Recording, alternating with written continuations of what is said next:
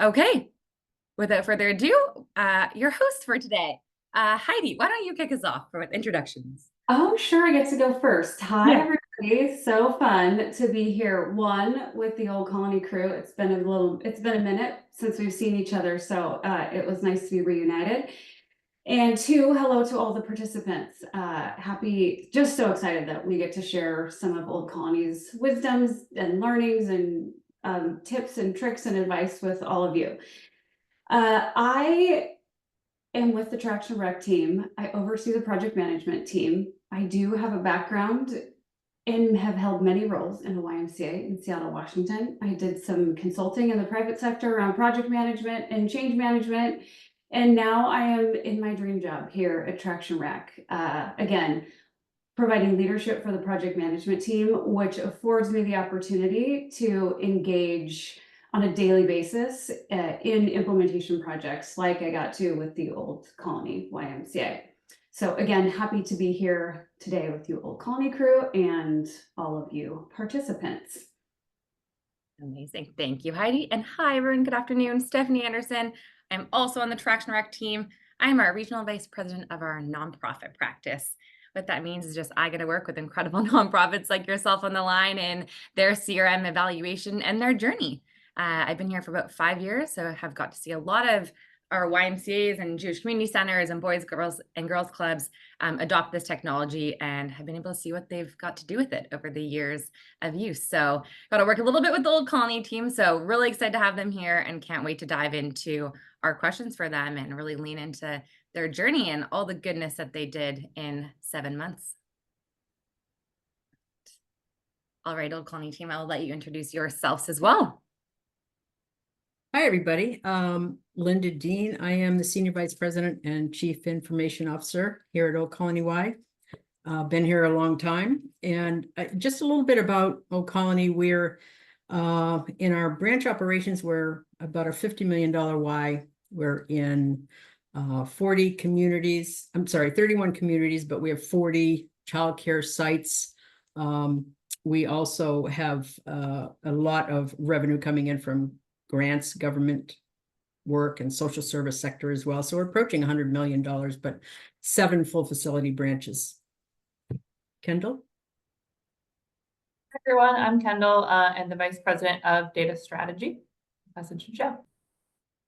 And I'm Joe Lever. I'm the Vice President. I oversee a couple of the branches and then also the summer camp operations here at Old Colony along with some programmatic areas. Linda, can you share with the team where in the world Old Colony is? Oh, yes, of course. We're in Massachusetts. Perfect. For us Canadians, Linda, just I know, right. Why don't people know where the Old Colony is? Yeah. The old one. Amazing. Thank you so much, Old Colony team. Appreciate that. Heidi. Okay, everybody, get excited. We have got an action-packed, information-packed next 53 minutes here together. So our panel includes our 3 friends from the Old Colony Y who really represent different pockets of their organization, from IT to data to operations, which makes them such a wonderful project and such a wonderful panel for you all to learn from, because they'll bring a lot of different perspectives to this. So how we're going to structure the next 52 minutes is we're going to toss the panel some questions around what their approach was to building their project team, around how they accomplished this implementation and organizational transformation in 7 short months, how through those 7 maybe long months they really kept their team engaged and having fun,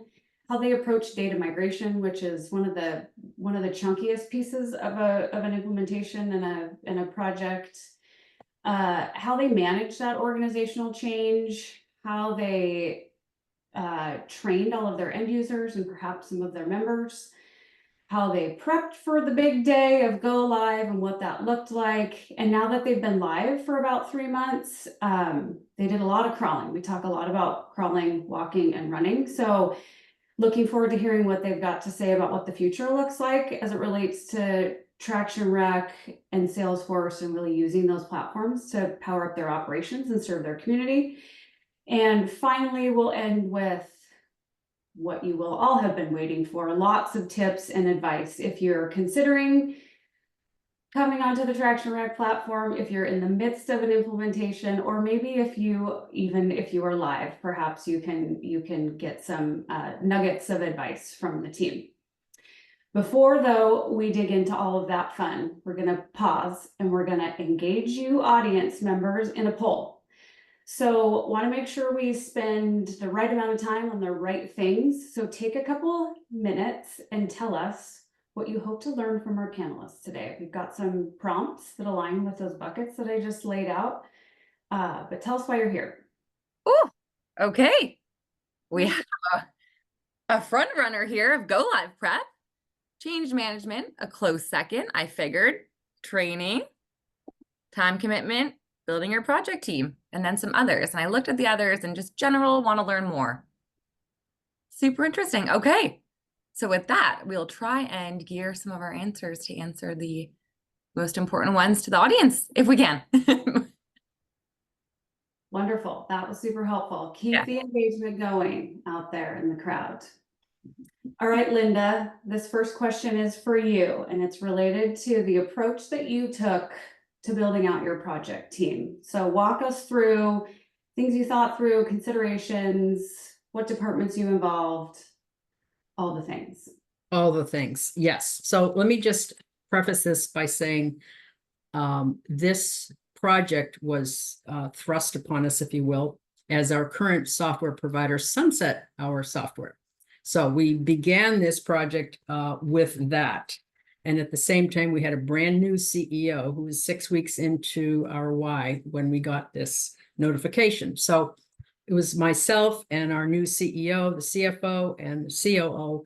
We all sat down together, the four of us, and we worked through a core team, leadership core team, if you will, that was comprised of certainly branch operations, childcare, marketing, communication, just all of the aspects, programs, camp, and we set leaders for each of these areas.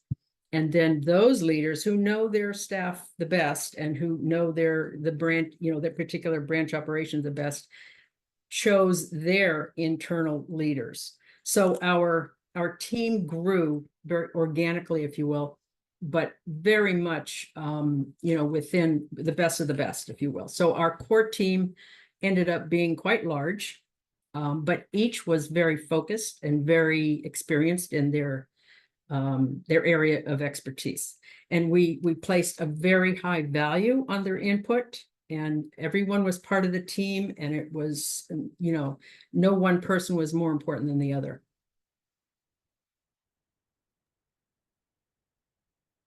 Does that answer your question? Or Totally answers my question. Okay. Yeah. Thank you. I think that really sets the table for the approach you took, which is different than some of the other projects we've seen where it's where there's not quite as much representation from across the organization. So Joe, with that said, I'd love to hear how you engage from an operations perspective, those operational leaders, and what that looked like as it relates to your core team, or maybe the expansion of your core team as the project continued on its journey toward go live. Yeah, so I think because of our such a small timeline, it really made us ensure that we took some of our folks who were right in the operations and brought them into the fold a little earlier. So a good example of this would be one of our program people who is really a boots on the ground, runs a lot of gymnastics and sports programs, engaging them early, getting them trained, and having them be a part of the UAT testing and really testing out a lot of the different build outs so that we could have a good representation of what it would look like from a Traction Rec standpoint and an operation standpoint. And I think that really, first of all, it helped get some buy-in on the frontline level where they were hearing and seeing that some of the directors were involved. And we had that sort of those full team meetings with some of the directors who are on the front lines to be involved earlier in the process, which I think gave them all a little bit of buy-in, and then they could understand exactly what we were going through the other months of the process from the build-out standpoint. So that giving them a little bit more ownership earlier in the process also then helped us flush out some of those intricacies that we might, we did have to change a lot of our operations from programmatically and even membership based on, billing and things like that. And having them early in the process, I think gave them a glimpse of what was in store. And also, I think gave them an expertise during go live and, full rollout training. That's Love nice. it. Joe. Love I it. have a question for you, for the three of you. I often get asked when working with YMCA's, JCCs is, oh, do we have to hire external, Salesforce experts to help run a project like this? Did you all use all internal staff? Did you hire externally? What was kind of the process there? We were 100% internal. We didn't actually have the time to go out and search for someone, quite frankly. That condensed time frame, forced a lot of things with decision making and so on.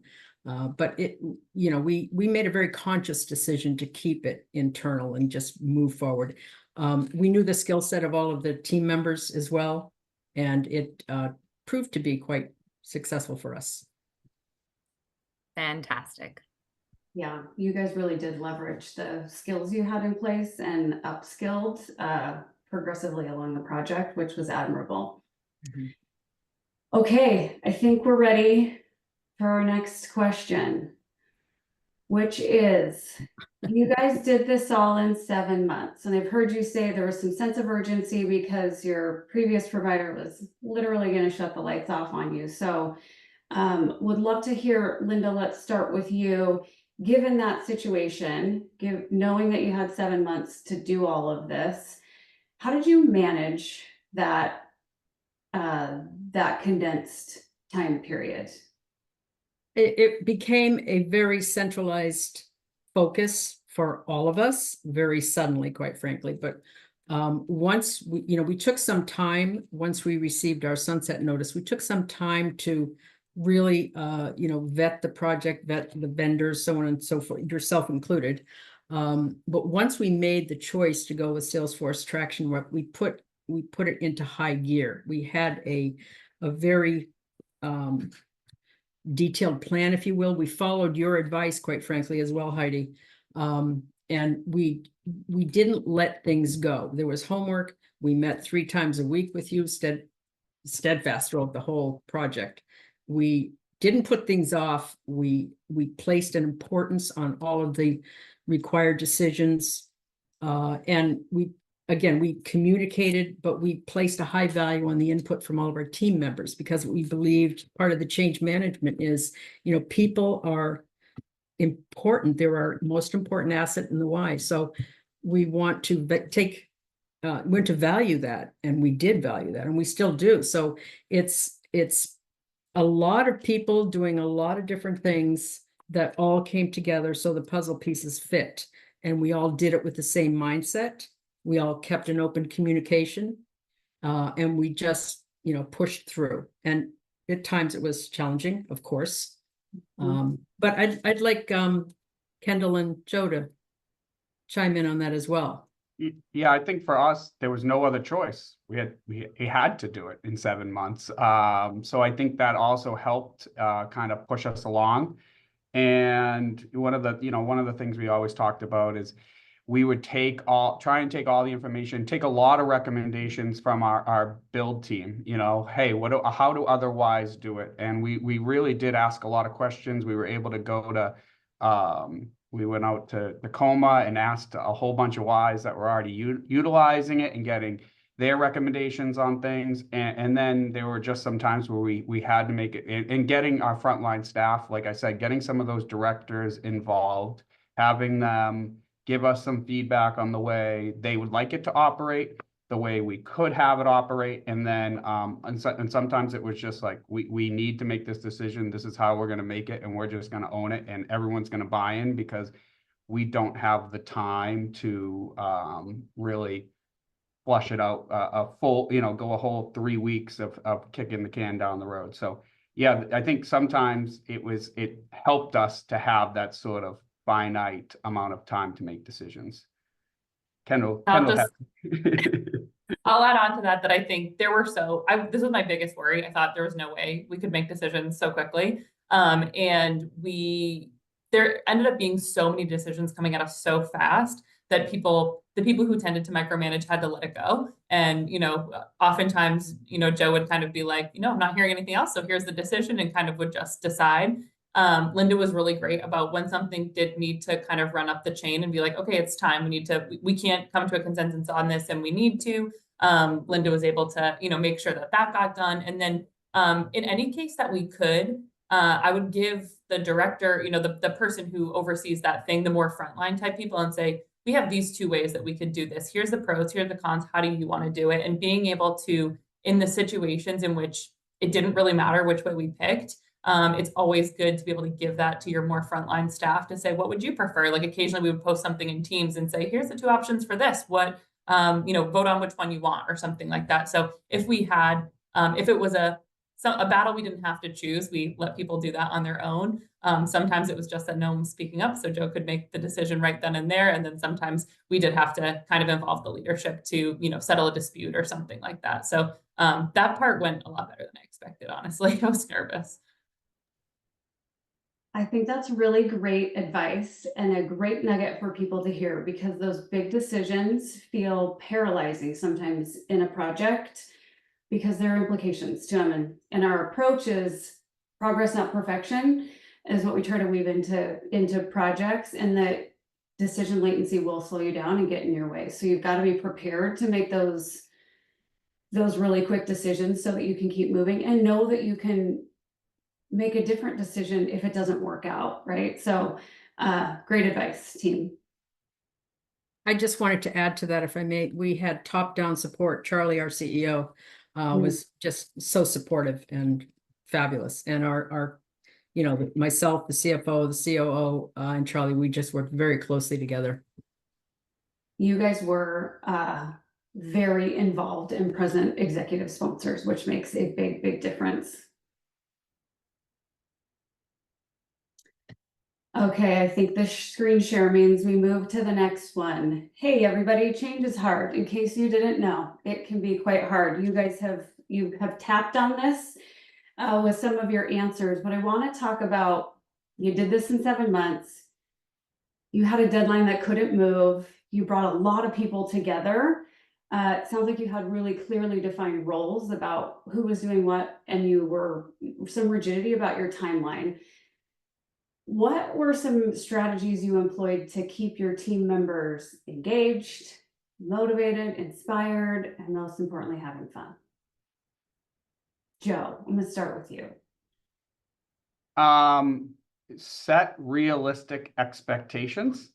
When we started this journey, the first thing we said to the frontline team, we got in front of all the membership, frontline staff, and we said, on day 1, all we want is their card to work correctly. When they scan in, that the scan works. And that was the baseline of did it happen and not. And for the first 40 minutes, it was a little touch and go there, but in the true testament of how good our IT team was, within 40 minutes we had a little bug fixed with our preceding zeros on our card. 27 minutes.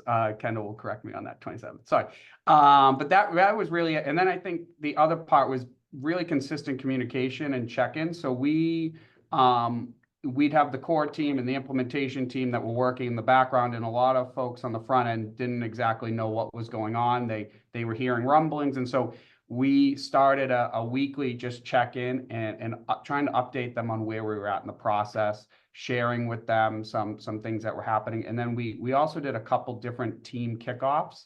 So when we went into UATs and we went into testing, we brought the core testing team together from programs and childcare and membership. And we had them all in a room and gave them some swag and really got them jazzed up to do the testing because it was such a massive undertaking.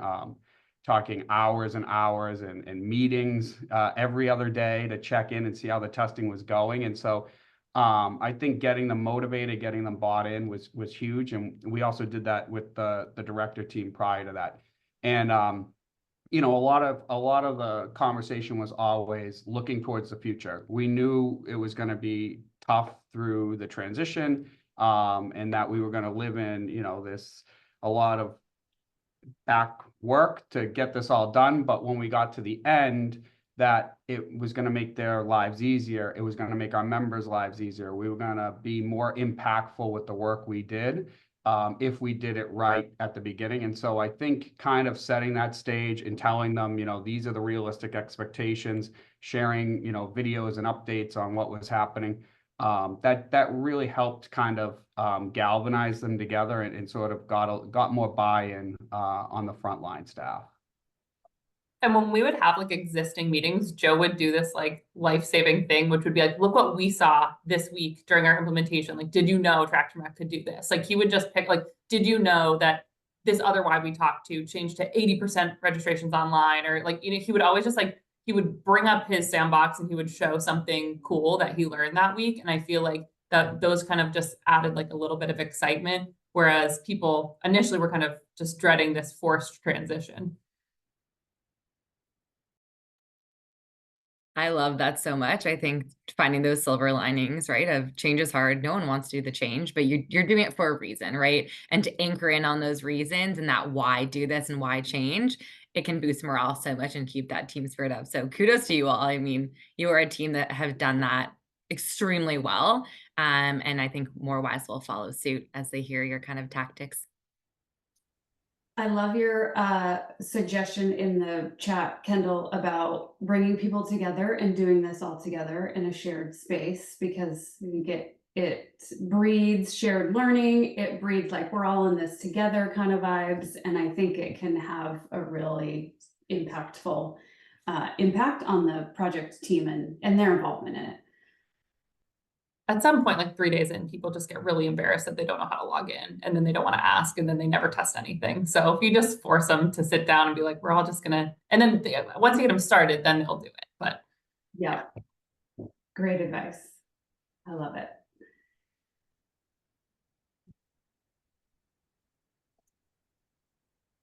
Okay, Kendall. A big one. This is all Kendall. So if you haven't been through a system migration, the data migration is one of the trickiest, carries a lot of risk, one of those activities. So Kendall, can you talk us through how you approached this and how you managed it? And then finally, words of wisdom or advice you would leave with this group? yeah, so I think we approached data migration with a really open mind. Like we accepted that some things were not going to match, old fields weren't going to match new fields. And so we first just kind of tried to be like, the big thing for us was what lived on the contact level in our old system that now lives on the account level, or we called them contacts and households, versus the other way around. Like things would shift. Like our credit cards live with a person on our old system and they live on the household in the new system. So it was kind of, those things were like really big sticky things to kind of sort out how they would function correctly.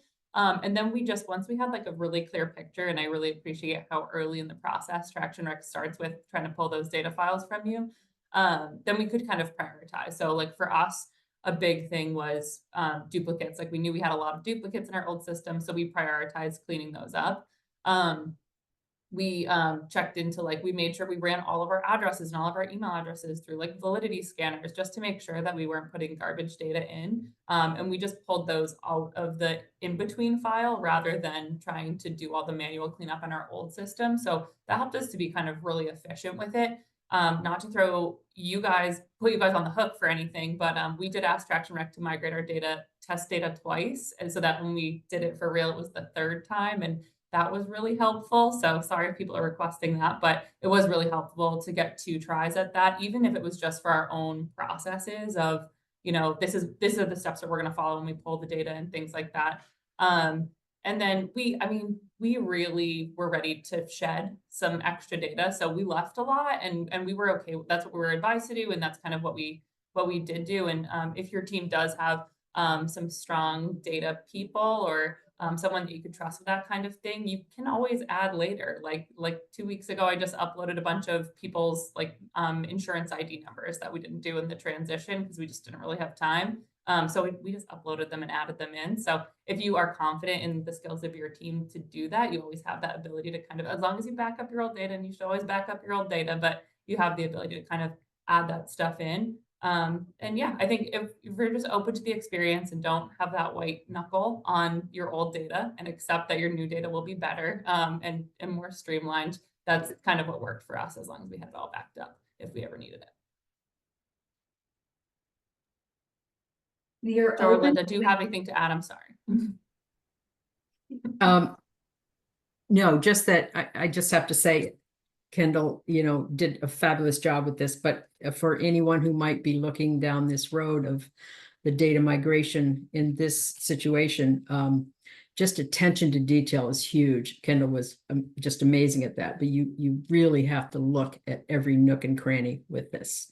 And, but also just know there are some aspects of the data that can be done later. So, you know, pick and choose what's really important. And don't try to do everything all at once. And we were forced to use that tactic, but I'm glad we did, because it just makes for a cleaner transition. And that made me think of one more thing to add, was that make sure when your people are testing, like all the UAT testing that you're doing of your new system, make sure they're testing the data that's coming in too. Like that's a good opportunity for them to, like, you know, when they're testing something, compare it to your old system, make sure it's what they expected. Like sometimes people accidentally upload everyone's emergency contact phone number as their actual phone number, and you don't find out until 3 months after you've been live. So, but it's fixable. You know, that was a quick fix. Yeah, great advice. And I love the theme of not just for data, because to say, oh, approach data with an open mind is sometimes those two things don't normally go hand in hand.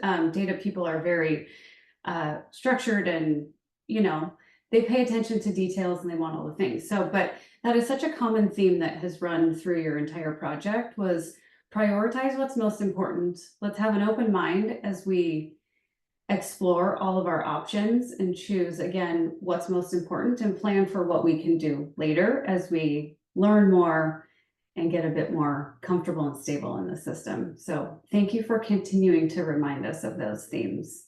Yes. And I'll have a very in the weeds questions, because I always get asked this, is how many years back did y'all go for bringing over data? 3. Okay, there you go. Very common question we get asked. So that's good. That's less than I thought. And you know what? We have not yearned for years 4 and 5 yet. There you go. That's perfect. That means you did the right thing. That's often what we hear. You think you need it, and it turns out you really don't need it. Yeah, I think unless it's actionable data, then it doesn't need to live in the system. I think it can live in the warehouse or wherever the backup is. I just want to make a point about that 3 years of membership data, but we keep donor information Longer. Good call, Linda. That's usually the team that's like, okay, we're going to go 50 years back. Right. Just in case. Thank you. Good point. Good point. Perfect. Okay. We are going to go on to the next. More change. Okay, again, maybe change isn't always hard, but it can be hard. So it's really great in projects like this, any project, to plan for some change management activities, because simple system configurations mean big changes to your operations and how you engage with people, how you sell your products, how you do lots of things that affect staff members' everyday lives. So can you talk to us, Linda and Joe, Kendall too, would love your thoughts on what did you guys do to prepare the organization for this change? Specific strategies or tactics that you used that proved to be most successful. I think an overarching importance was communication with everyone involved.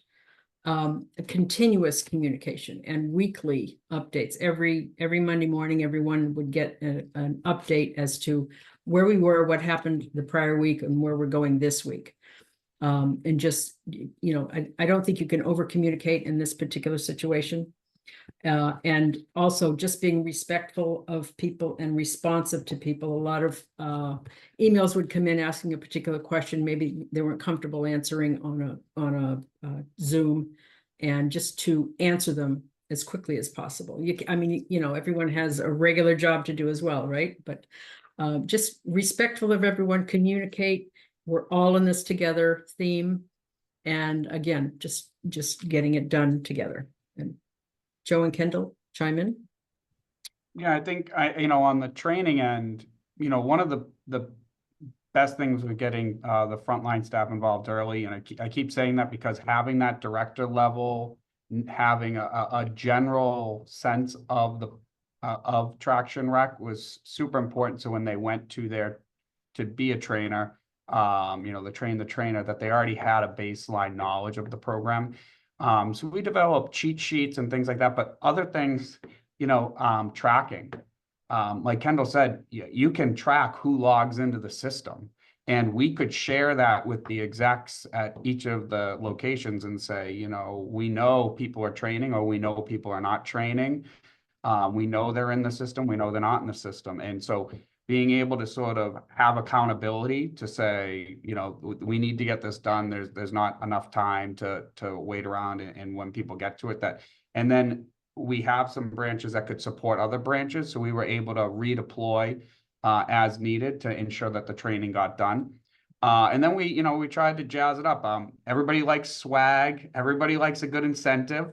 So, Kendall developed some daily challenges. We would, on our regular membership calls, we'd have, even with folks who, hadn't been in the system, we'd have traction rec verbiage of the day, and we try to explain to them what we call something versus what traction rec calls something. And I think that really helped sort of bridge the gap as they got into the system of they had already heard a lot of the different terminology, the community page versus the website, and those were type of things that we tried to infuse into our daily lexicon as we were getting closer to go live. Joe, can you tell us a little bit about how you structured your train the trainer sessions, and then how you structured your end user training sessions? I think there's probably a lot of interest among the audience. Yeah, so obviously we had the core team and what we would call the implementation team, which was a lot of the vice presidents, CEOs, COOs, all of that, Kendall, IT, and then underneath that, you had sort of your branch execs level and your director level. So we started infusing the director level and branch exec level early in the process, in the UAT process, and even a couple of our frontline users that we knew were going to be instrumental in training our frontline welcome center teams. So because they went through the UAT process and went through a kickoff meeting with us, when we went to the trainer model and rolled out all of these cheat sheets, and sort of Kendall's team really put together a huge packet of cheat sheets and things that this is what you need to be trained on. This is the areas that we need to address during training. That team already was pretty, they knew more about traction rec than I did at that time, because they had been in there so much more and really had tested on it so often. And so then they were able to take that down to the actual frontline staff team and getting logins and passwords and things of that nature. So sort of that tiered approach, which really helped us, I think, streamline the sort of rollout of it all. Kendall, I miss anything on that? No, yeah, I think you kind of mentioned, we partnered bigger branches with smaller branches, because bigger branches would have more trainers to help train the frontline staff with our smaller branches. The cheat sheets that Joe's referenced was basically, we took like the UAT testing instructions, and we took all of the we call them the long form traction rec instruction materials, and then we we melded them to like our policies and like what made sense for us and made like a 1 or 2 pager for like our most common things. Like one example was for like point of sale items, Traction Rec has 2 ways that you can do it. And there was only one way that we were willing to let people do it. So we made a cheat sheet of like, here's the one way that you're going to do this one particular thing. So that's what the cheat sheets were, like kind of a customized version of the Traction Rec written training materials that they provided us.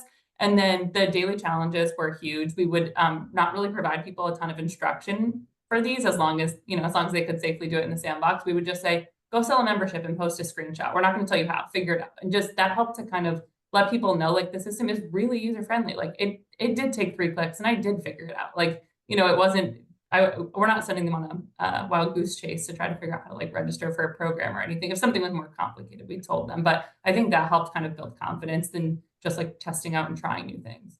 One of the challenges we had was who had the most creative family name. So we had folks like making The Simpsons, or you know, I know they use Modern Family or Full House. So there was just a whole bunch of different family names, and some that I honestly didn't recognize because there were a lot of younger folks training, and I totally had to Google some of the names being utilized. Probably TikTok influencers. I was just gonna say that. So you should see our demo org. The families we have in our demo org is just, you strays from like 1980s sitcom to, you know, 2024 TikTok stars. You never know what you're gonna get. I just want to add, so, you know, change is hard, but alleviating fear as much as possible. And sometimes that's done through humor and fun.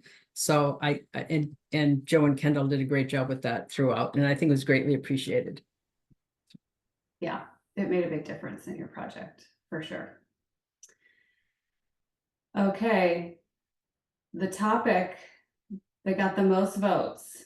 Linda, I'm going to just turn it straight over to you. How did you prepare for the big day? Oh, wow. And I'm going to shortly hand it over to Kendall, but this was really intense. And, you know, we planned very, very carefully with this, and to be shut down in our operations for the 10-day period was really alarming at first, but it helped us really to prepare for the actual go live. But again, we communicated, we tried to alleviate as much fear as possible in advance of the go live, and we had a very specific plan of action for go live that I'm going to pass to Kendall, yes, just to kind of speak to with the details, because Kendall actually made this plan. So We fed him a lot of food. Joe was always good about that. He's like, let's feed him something extra special today. Let's get the good pizza, not the bad pizza. I think for us, one of the biggest things that helped in all of our testing, but also with our go live, is we had 2 staff that we basically fully committed them to doing testing. So one staff was about to retire. And so her last couple months were spent just testing, and having someone who's like full focus was on testing only was unbelievable.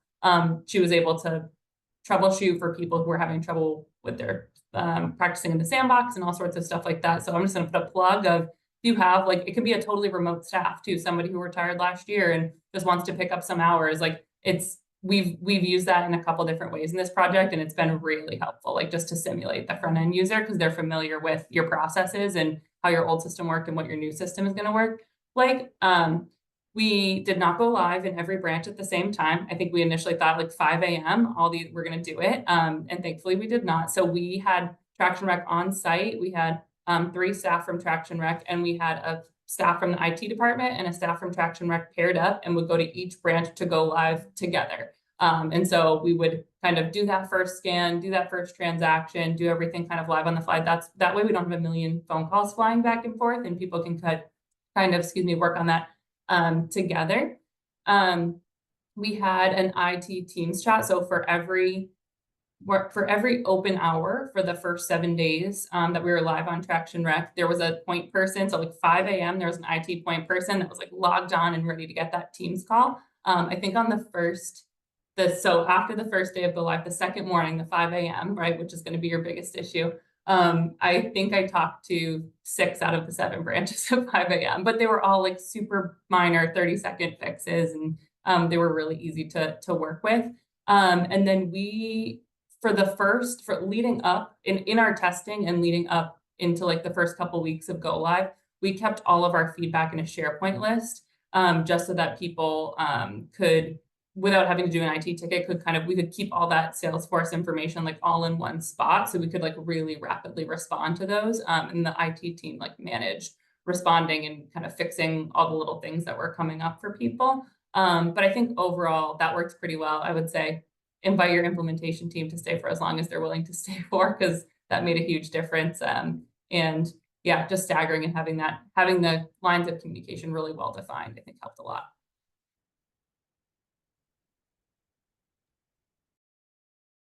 Linda? Yes, I can't stress this part enough.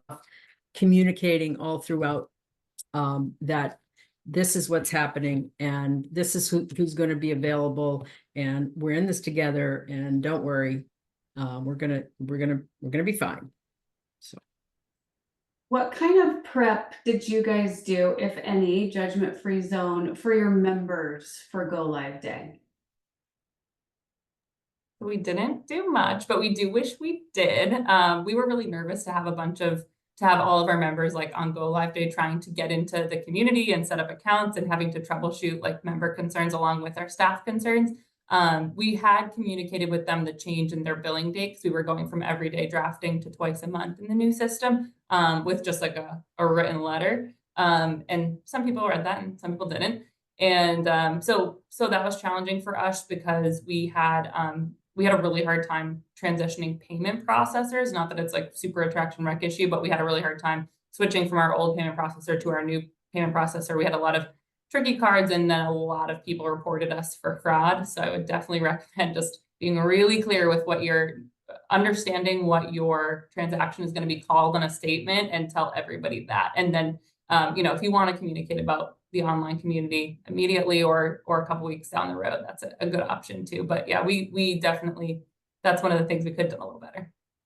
The South Florida YMCA team did a really good job of that. They did like an email campaign for I think like a month leading up to go live, and it was like teasing out, and it was like, it's coming, a new system's coming, and they would slowly drip like new ways of doing things. Right, here's the new login page, here's what it'll look like. They did a really great job of that, so I'm going to shamelessly plug them. And if you want to talk to the South Florida team, they were great. That's amazing. Yeah, it was really cool. Perfect. Okay. Okay, I know we're coming up short on time. So you've been on the platform for about 3 months. I know you're in leads implementation, you've got some staggered go lives, but as you look toward the future for the next 3, 6, 9, 12 months, what are you excited about? How do you see Traction Rack and Salesforce really powering up your operations and the way that you can serve your community? well, I just want to accentuate or talk about the marketing component of this and the communications, because that is what I see as we transition from, we're in the walking phase right now. We're not ready to run yet, but we've gone from crawl to walk, but we have not realized the advantages of the marketing yet with Marketing Cloud and Leads. And we're going live with both of those very, very soon. So I see that as a huge leap forward for us, and it's going to be new and amazing, because we can create journeys. We can look at our members in a 360 view that we've never had before, that opportunity, and we can reach out to our members in creative ways and know what's going on. So I think that's going to happen in September, very, very soon, and beyond that, that's going to take us through the fall, basically, as we tweak those things as well. But also just camp. Now, we have 4 day camps. Camp has never really been easy for us in our old system, but to just think about people being able to register online for camp and do so many things that we have not had the ability to do before. So that will also be realized starting in this fall, quite frankly. And I know Joe, as vice president of camp as well, is probably really excited about that. But I would like you two to chime in as well. To go beyond 6 months right now is a little, I'm not going to do it, but I know the next 6 months are going to be fruitful, very fruitful. Yep, putting it back into the members' hands and having them do a lot of the back end work for us and registering themselves and things like that. That's what we're really looking forward to, I think, on the programmatic piece. I'm really excited to get going with flows and automations and custom fields and all that stuff that I've not allowed myself to think about yet, but we're starting to get there. So fun. The future's bright for all of you.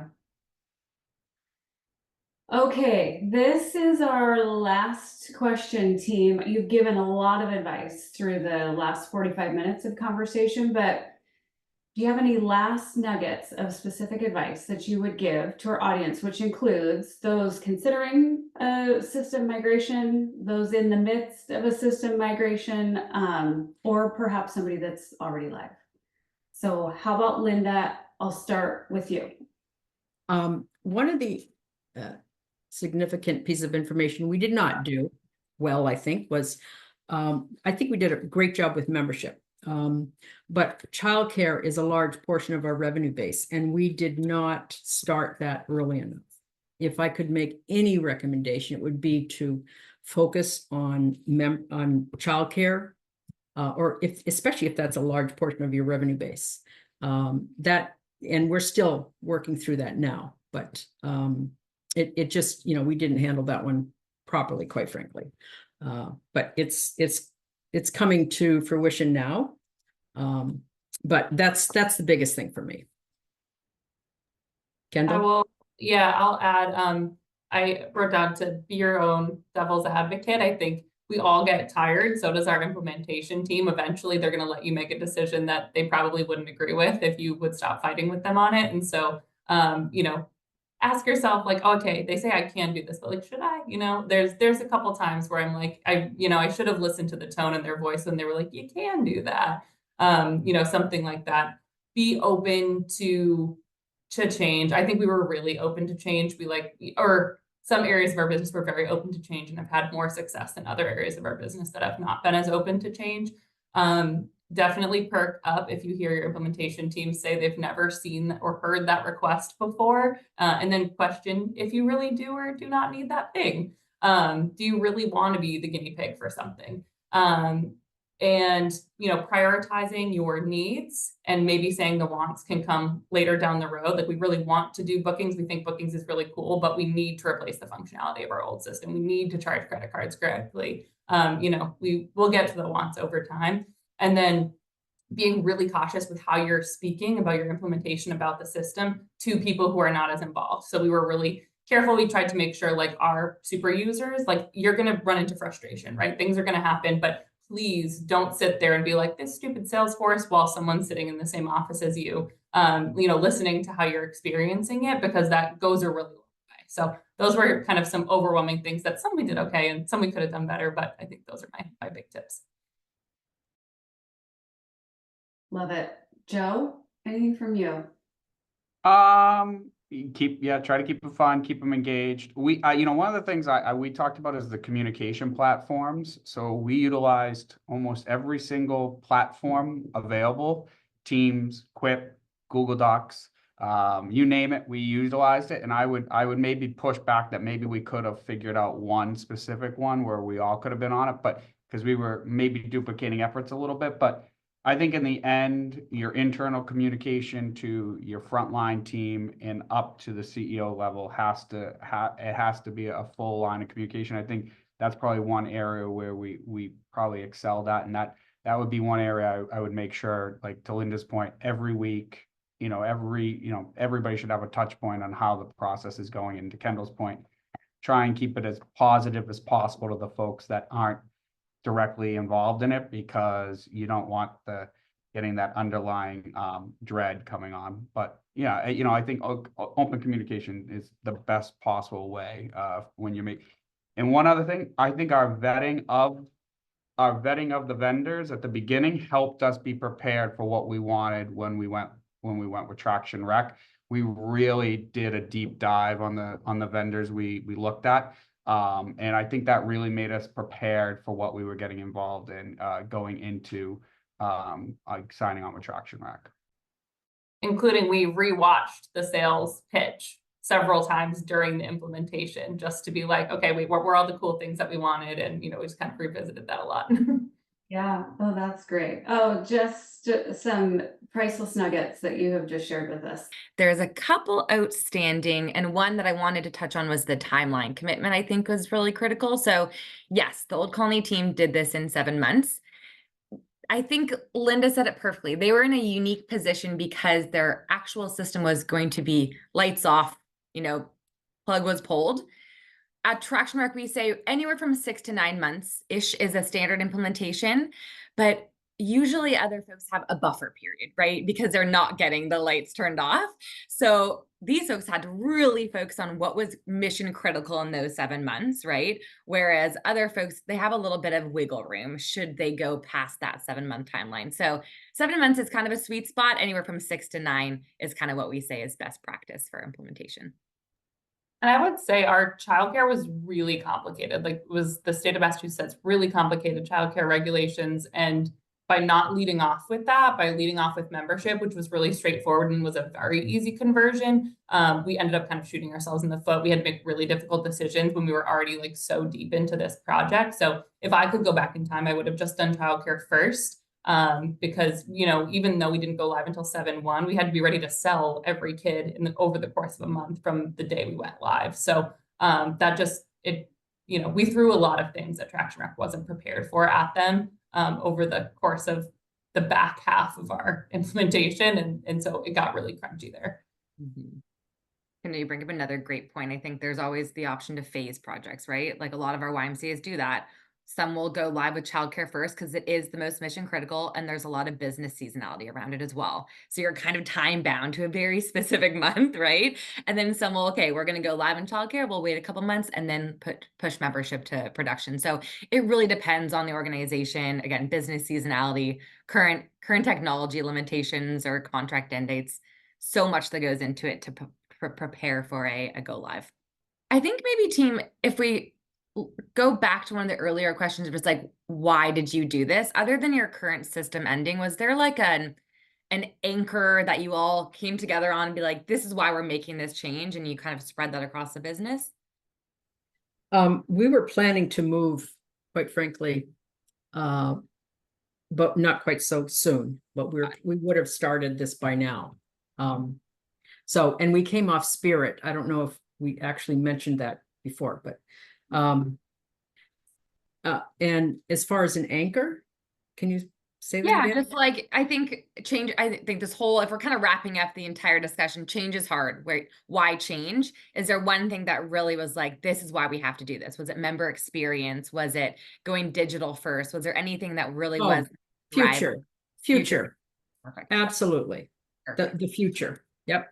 Amazing. Future. Actually, the CEO at San Francisco said it perfectly. It was future-proofing their technology. So knowing that whatever came at them, they were able to handle because they had Salesforce. And we honestly believe Traction Rec Salesforce has this, it gave us the best opportunity to do so.